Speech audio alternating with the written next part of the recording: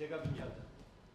معلم این سینف باید عادتی گنده پیدا شده است.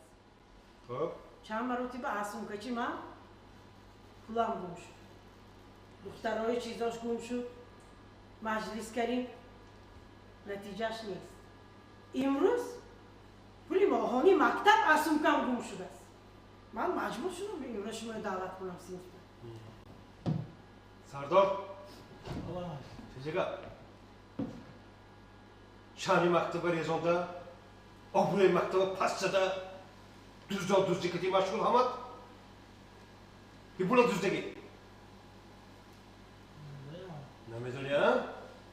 گپ همین شما با 1 ساعت مهلت اگر درونی همین 1 ساعت پول آورده جاش بمانید این گپ همینجا میماند